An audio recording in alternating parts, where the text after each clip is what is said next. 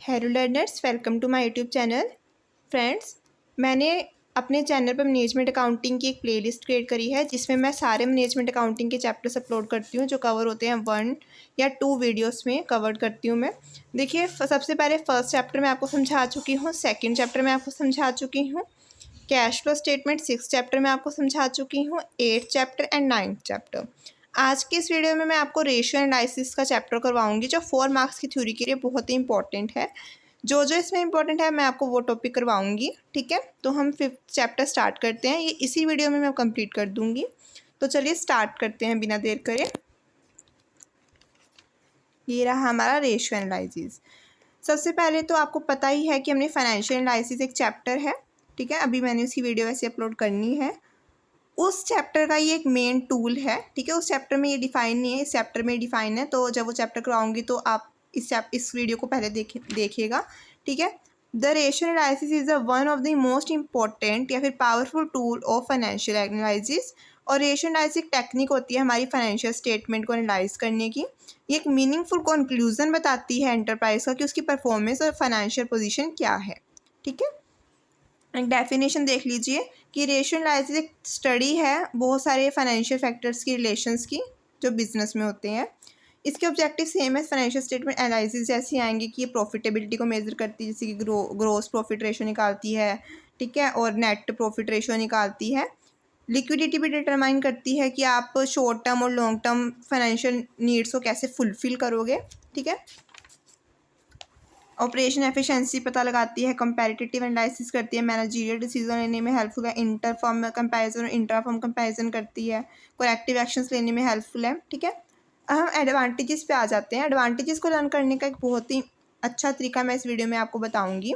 सबसे पहले कोई भी टूल क्यों ना हो, उसका मेन ऑब्जेक्टिव तो या फिर एडवांटेज डिसीजन मेकिंग में हेल्प करना ही है। ठीक है, तो फर्स्ट तो डिसीजन मेकिंग, ये तो आपको अच्छे से लर्न होनी चाहिए, ये कॉमन एडवांटेज होती है एनालिसिस की टूल्स वगैरह की। अब देखिए, ये 2 मैनेजमेंट फंक्शंस को परफॉर्म एडवांटेज है इसमें। एक तो प्लानिंग में यूज़फुल है और एक ये कंट्रोलिंग में हेल्पफुल है। प्लानिंग में कैसे कि प्लान्स मैनेजमेंट को प्लानिंग में हेल्पफुल करता है, और कंट्रोलिंग में कैसे कि आप इससे कंपेयर कर सकते हो एक्चुअल परफॉर्मेंस को स्टैंडर्ड परफॉर्मेंस से, करेक्टिव एक्शंस टेक कर सकते हो डेविएशंस निकालने के बाद। उसके बाद ये तीन हेडिंग्स में हेल्पफुल होगी किस किस को। एक तो इन्वेस्टर्स को, गवर्नमेंट को और एम्प्लॉयज़ को। इन्वेस्टर्स को कैसे, उनको पता चल जाएगा फाइनेंशियल पोजीशन का, ताकि वो देख सके कि उन्हें अपने हमारे बिजनेस में इन्वेस्ट करना है कि नहीं।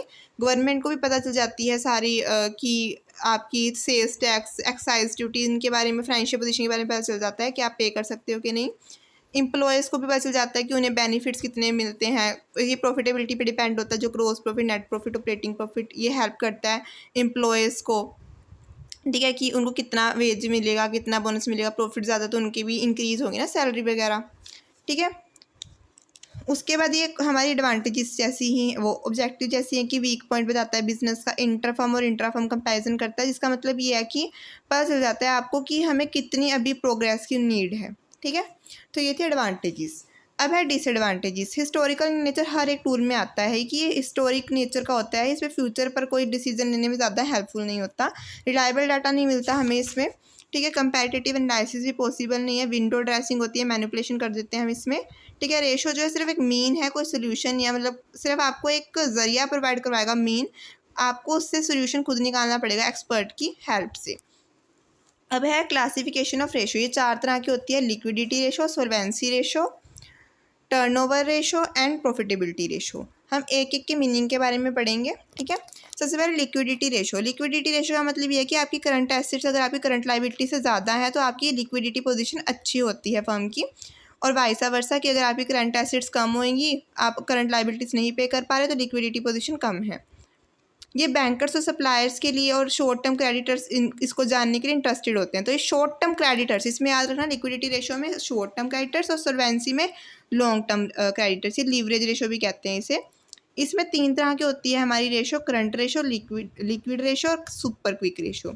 सॉल्वेंसी रेशो जो होती है वो लॉन्ग टर्म क्रेडिटर्स के लिए जानने ज़्यादा इंटरेस्ट होते हैं, क्योंकि इसमें सॉल्वेंसी बचा जाता है कि वो लॉन्ग टर्म नीड्स को कंप्लीट कर पा रहे हैं कि नहीं। टर्नओवर रेशियो का मतलब नाम से सोचिए ना, टर्नओवर मतलब हमारी एसेट्स जो है वो सेल्स में कैसे कन्वर्ट हो रही है, उसकी स्पीड क्या है उसके बारे में बताता है।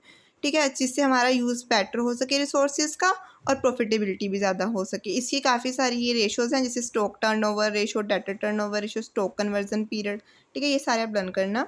प्रॉफिटेबिलिटी रेशो कि आपको प्रॉफिट कितना हो रहा है। अगर प्रॉफिट ज़्यादा होगा तो वर्कर्स को ज़्यादा वेजेस मिलेंगे, क्रेडिटर्स को ज़्यादा सिक्योरिटी होगी, तो बिजनेस भी ज़्यादा प्रॉफिट चाहता है। इसमें जीपी रेशो मतलब gross profit ratio, net profit ratio, operating profit ratio, ये सारी जो है वो कवर्ड होंगी। ये डायग्राम आप लर्न कर सकते हो, ठीक है। तो ये चैप्टर हमारे यहीं कवर होता है, क्योंकि ये 4 मार्क्स के लिए ही इंपॉर्टेंट है। इसमें से लॉन्ग कभी बनता नहीं है वैसे, पर एडवांटेजेस और डिसएडवांटेजेस मैंने समझा दी इनकेस अगर ये 4 मार्क्स में आए तो। और कोई भी आपको टाइप आ सकती है इसमें से, ठीक है। तो आई होप आपको ये वीडियो हेल्पफुल होगी, और इससे नेक्स्ट वीडियो मैं फंड फ्लो स्टेटमेंट की डालूंगी, तो आप वो देख सकते हैं हमारे प्लेलिस्ट में जाकर मैनेजमेंट अकाउंटिंग की। तो thank you friends, and please like and subscribe my channel.